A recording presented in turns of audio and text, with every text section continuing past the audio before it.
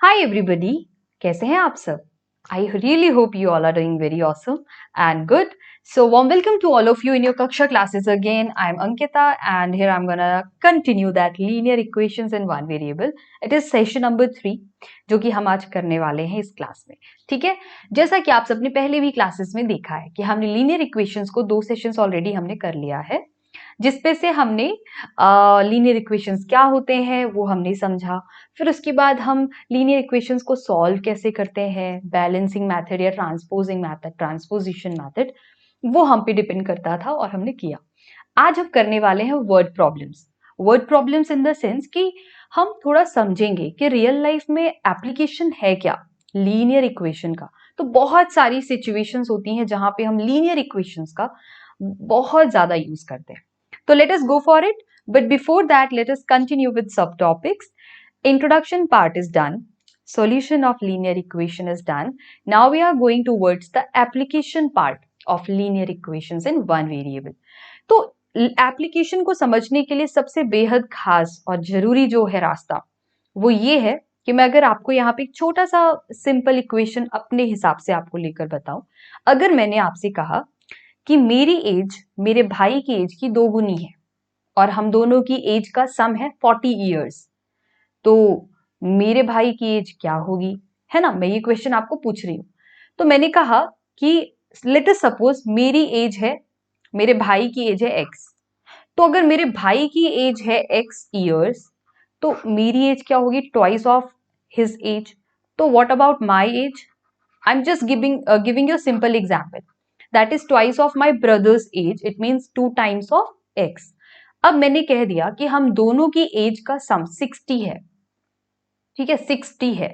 तो हम कैसे पता करेंगे? तो अगर मेरे भाई की एज और मेरी एज का सम 60 के इक्वल है, 60 इयर्स के इक्वल है, तो मेरे भाई की एज क्या होगी या फिर मेरी एज क्या होगी, तो वो हम यहाँ पे कैसे पता कर सकते हैं? तो हमने सिंपल एक इक्वेशन फ्रेम की और हम उसे अब सॉल्व कर देंगे एकदम सिंपल तरीके से. ये आएगा thrice of x that equals to 60 and x becomes equal to 60/3. अब 60 20 टाइम्स में 3 टाइम्स में खत्म हो जाता है. तो मतलब कहने का ये है कि मेरे भाई की एज क्या है, 20 साल. ठीक है, मेरे भाई की एज जो है x ईयर्स, वो 20 साल का है मेरा भाई. और फिर मेरी एज क्या होगी? मेरी एज तो कुछ 2 गुनी होगी मेरे भाई की एज की. तो डेफिनेटली जब मेरा भाई 20 ईयर्स का है तो मेरी एज ट्वाइस ऑफ x है, मतलब 2 times of 20, that gives me 40 years.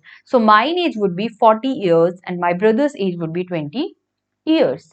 तो ये एक सिंपल जनरल अंडरस्टैंडिंग है हमारी और हमारे क्वेश्चंस को करने की, करेक्ट, जो कि हम यहाँ पे कर रहे हैं. तो अब हम चलते हैं पीछे के कुछ एप्लीकेशन बेस्ड क्वेश्चंस देखने, जो कि बहुत सिंपल है और वहां पे मैं आपको कुछ इंफॉर्मेशन भी दूंगी. Just give me a second, let me check one thing. What are we doing? Let me quickly check it. Fine. Okay, so we can continue now. So let me quickly start from here. The point is कि अब हम थोड़ी आगे बढ़ते हैं. मतलब कहने का ये है कि हम कुछ क्वेश्चंस, प्यारे प्यारे से क्वेश्चंस को एक तरीके से समझने की कोशिश करेंगे, राइट, ताकि हमें ये क्लैरिटी रहे कि हम कर क्या रहे हैं. अब यहाँ पे एक बहुत जनरल क्वेश्चन दिया है कि sum of 2 numbers is 74. One of the numbers is 10 more than the other. What are the numbers, right. तो यहाँ पे इस क्वेश्चन में हमें पढ़ के समझ आ रहा है कि 2 नंबर्स हैं जिनको सम करने पे 74 आ रहा है, करेक्ट. पर एक कंडीशन दे दी गई कि जो एक और नंबर है, 2 नंबर्स में एक नंबर पुराने नंबर का 10 अधिक है. तो मानते हैं हमें दोनों नंबर्स नहीं पता, जो अननोन है उसे वेरिएबल कहते हैं और हम उसे x कंसिडर कर लेते हैं. ठीक है, तो माना कि जो फर्स्ट नंबर होगा, फर्स्ट वो है x, first number is x. तो दूसरा नंबर क्या होगा, यहां पे लिखा है that is 10 more then the other, right. Number is 10 more then the other. तो मतलब हमने माना कि एक नंबर x है तो दूसरा होगा 10 प्लस x. ठीक है, ये हमने 2 नंबर्स लिए, नंबर 1 और ये है नंबर 2. अब इन दोनों का जो सम है दैट इज इक्वल्स टू 74. वो हम लिखेंगे जैसे x is added to 10 plus x that gives us 74 here, right. So basically what are we doing, let me write it again from starting of the question. आपने समझा ना कि अगर एक नंबर x है तो दूसरा होगा x प्लस 10. और इन दोनों का जो सम होगा वो होगा 74 के इक्वल। तो आई वुड सजेस्ट कि आप ब्रैकेट में रख देना, तो आपको कंफ्यूजन भी नहीं होगा और आपको समझने में आसानी होगी। The point is कि x and x will be added and gives us twice of x then plus 10 that equals to 74। अब आप देखो ना इस क्वेश्चन को सॉल्व करना कितना सिंपल हो चुका है। So twice of x comes equals to 74. This 10 will be transposed to the other side and will be subtracted from 74 and it gives us 64 here. That gives us twice of x equals to 64. And now the point is कि यहां से जो x बराबर हमें मिलने वाला है वो है 64 divided by 2 that is 32। Right, तो मतलब एक नंबर जो x हमने कंसिडर किया था वो हमें मिल गया है, दैट इज एक्चुअली 32। अब हमें x बराबर 32 मिला है जो पहला नंबर था, तो दूसरा क्या होगा, x प्लस 10 कर दो और क्या। हाँ जी, तो 32 should be added to 10 and it gives us 42। So it is done. That's how we do get the right answer. देखा कितना आसान है बनाना। इक्वेशंस बनाना आपको आना चाहिए और वो तभी बन पाएगा जब आप बहुत सारे नंबर ऑफ क्वेश्चंस का प्रैक्टिस करोगे।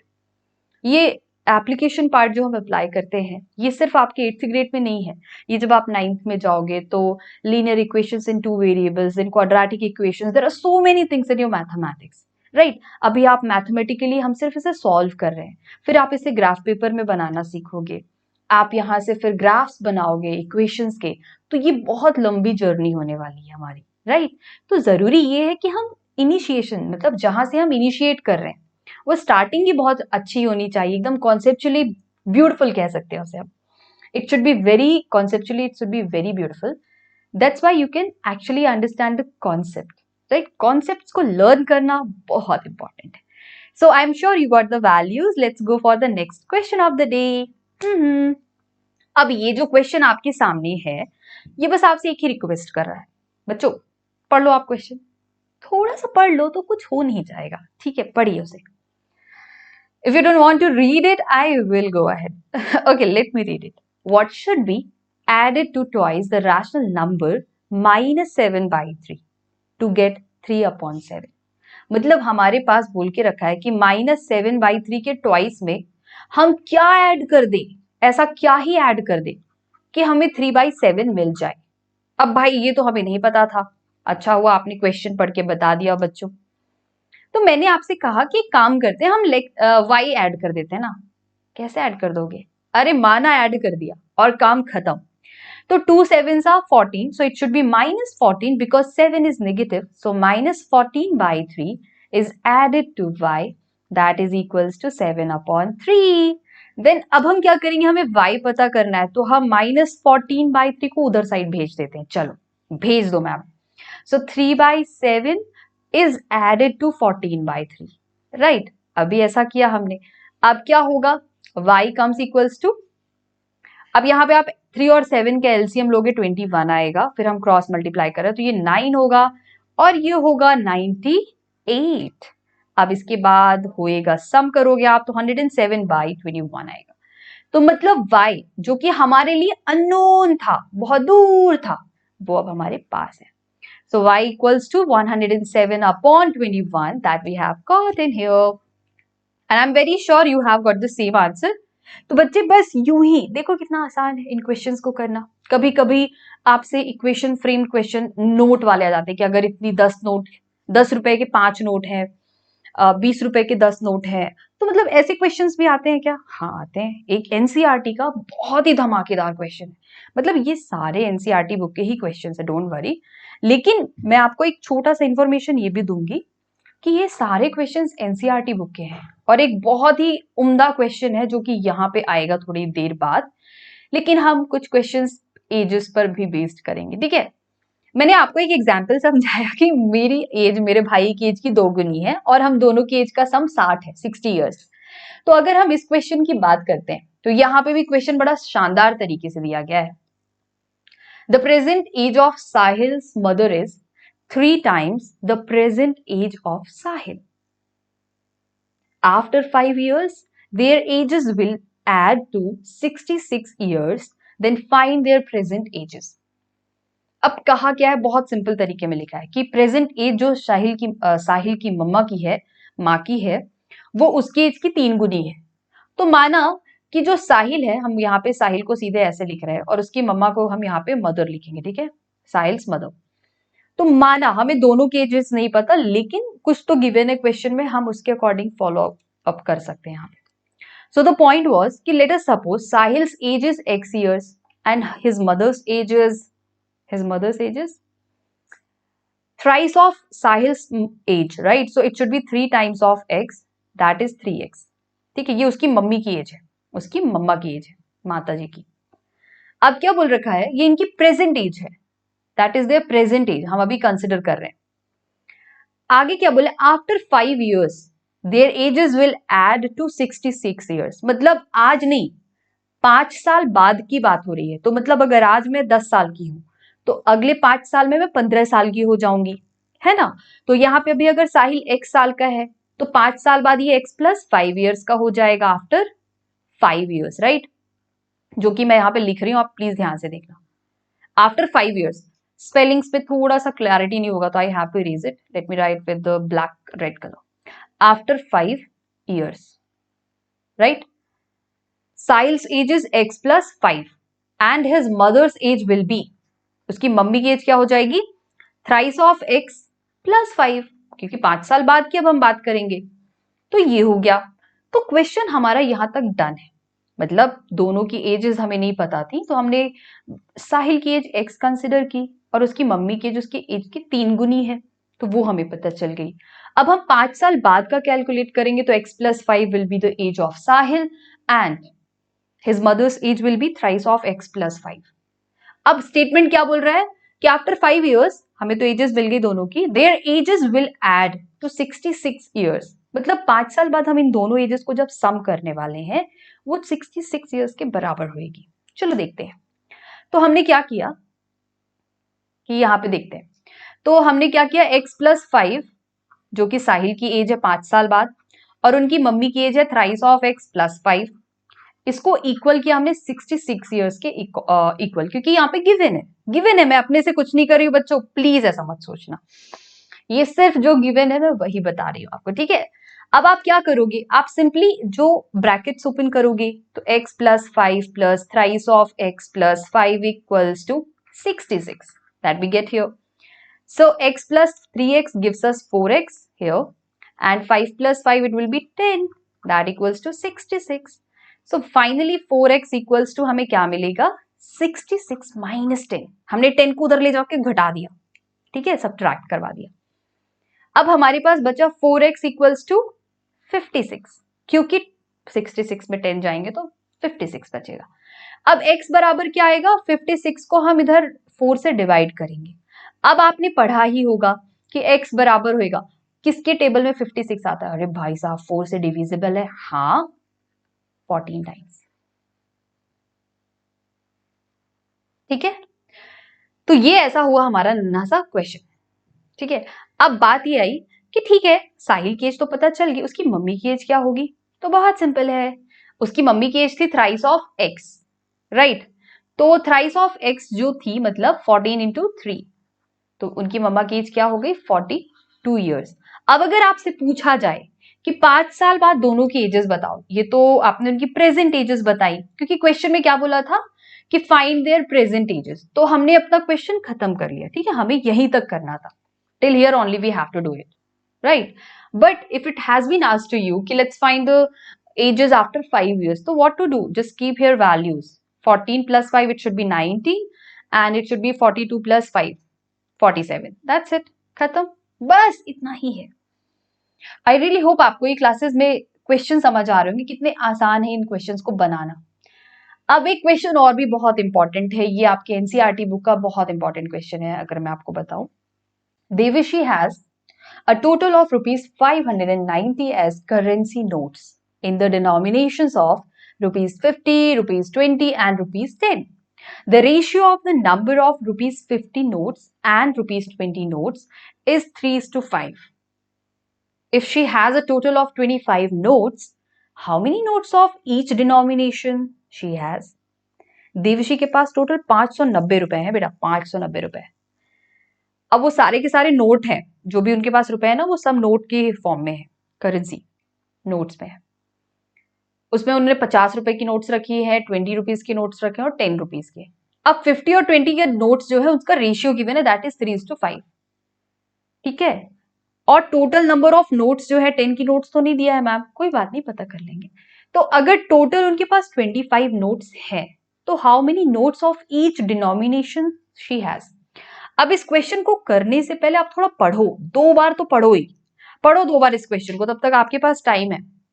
आप क्वेश्चंस को 2 बार तो पढ़ ही लीजिए, पढ़ लीजिए बेटा।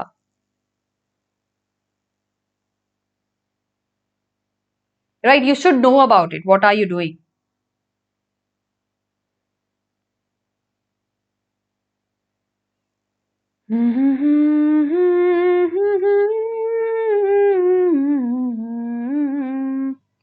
ओके, आई एम श्योर आपने पढ़ लिया होगा।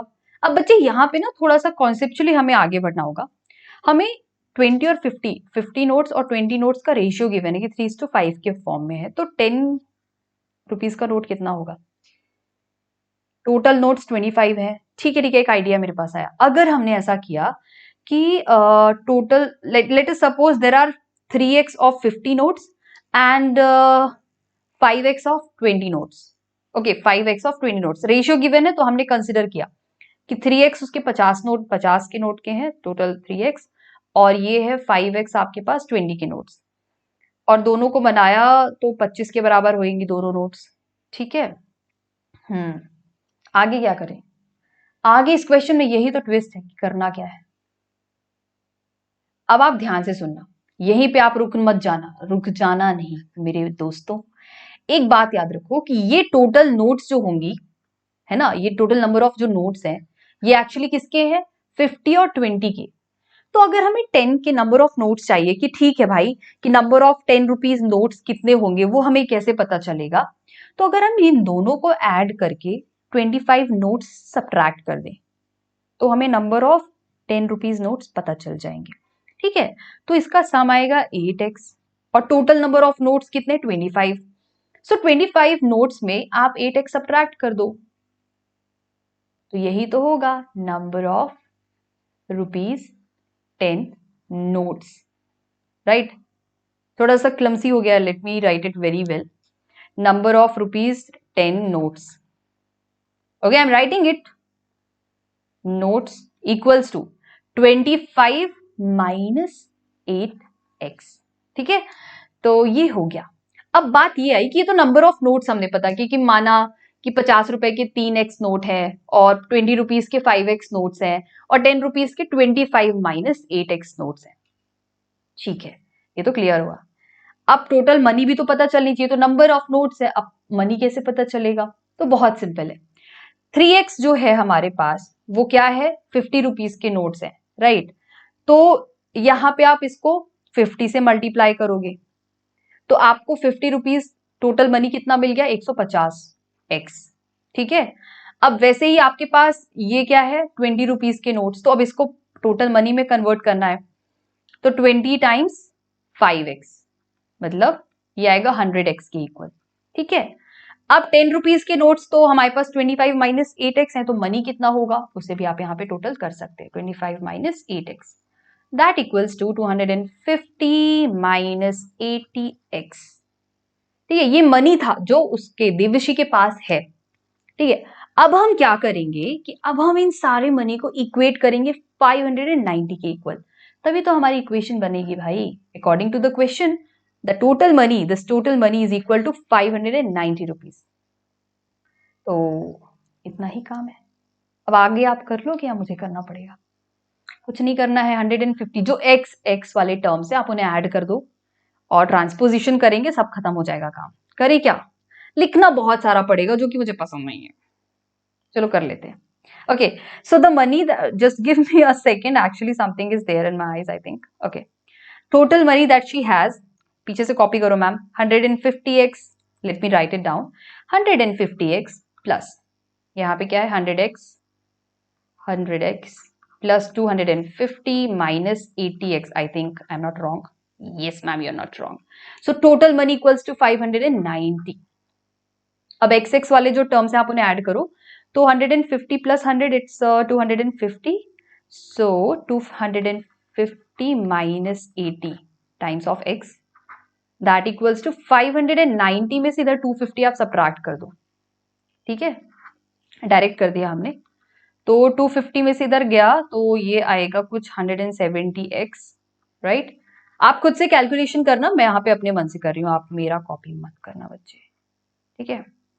तो यहाँ पे आया कि x बराबर क्या आएगा 340 डिवाइडेड बाय 170, तो x का बराबर आया क्या, x बराबर आया 2, ठीक है, ये 2 आ गया आया तो हाँ। अब बात ये आई कि तो x की वैल्यू है, अब हमें क्या चाहिए, नंबर ऑफ नोट्स, तो हम नंबर ऑफ नोट्स के लिए फिर से जाएंगे उस दुनिया में। तो मतलब कहने का ये है कि यहाँ पे हमारे पास था कि thrice of x are the notes of 50 rupees, तो इट मीन्स 3 times 2 मतलब 6 नोट्स, ठीक है। फिर क्या हुआ, 5x जो है वो टोटल नंबर ऑफ नोट्स है 20 रुपीज के, तो 5 इंटू 2 दैट इज ₹10, ये 20 रुपए वाले 10 नोट्स हैं। उसके बाद आएगा कि आपके पास 10 रुपीज के कितने नोट्स हैं, तो हम थोड़ा यहाँ पे स्विच कर रहे हैं पीछे और आगे ताकि हमें पता चले। तो यहाँ पे आपको पता था 25 माइनस 8x, मतलब हम यहाँ पे 25 माइनस 8x लिखेंगे, तो 25 में से हम सब्ट्रैक्ट करेंगे 8 टाइम्स 2 दैट इज 16, तो ये 16 आएगा, मैं यहाँ पे लिख रही हूँ 25 माइनस 16, तो ये कितना आता है बच्चों, ओए होए होए 9। तो बस काम खत्म। और आई एम श्योर आपको क्लैरिटी होगी इन क्वेश्चन में कि हमने किया क्या, number of notes 50 rupees, number of 50 rupees note, ठीक है। यहाँ पे गया 3x equals to 3 times 2 that is 6। तो बेसिकली हमने क्या यहाँ पे ऑब्टेन किया कि number of ₹50 notes equal to 6 होंगे, the number of ₹20 notes equal to क्या आया था हमारे पास 10, and number of ₹10 notes equals to 9 आया था क्या, हाँ।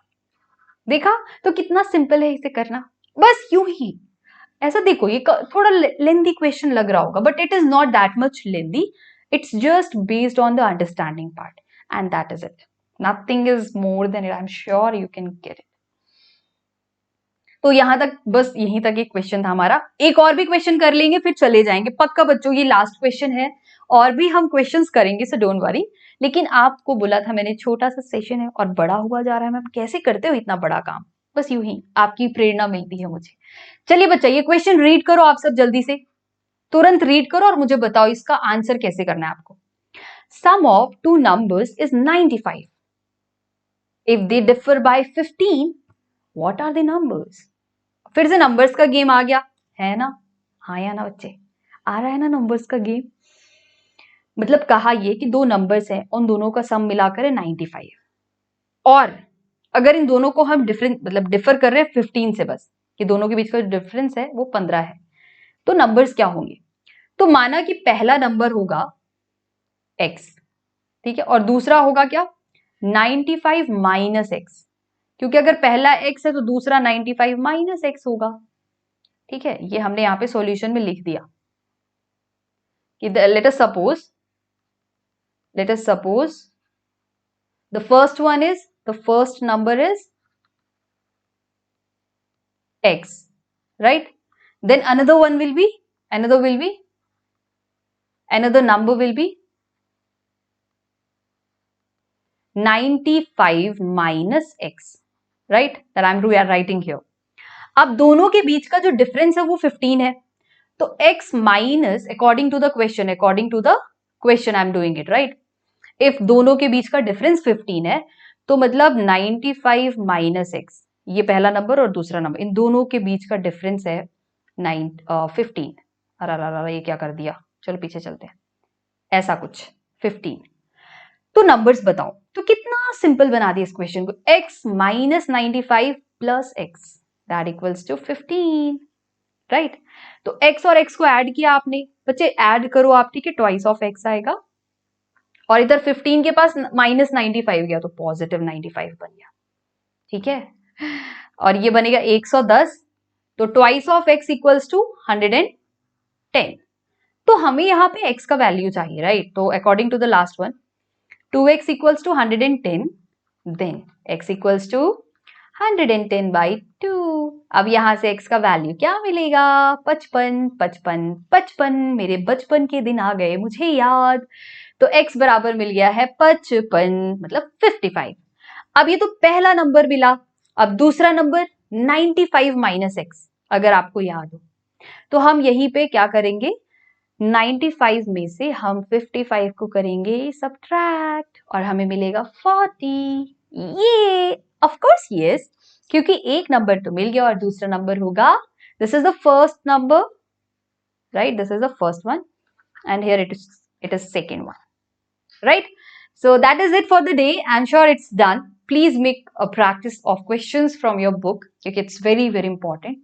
So अगर आपको लीनियर इक्वेशंस को समझना है तो वर्ड प्रॉब्लम्स तो करना है, ये एकदम अमिट सत्य है, राइट। इसलिए आपको करना होगा और प्लीज करें।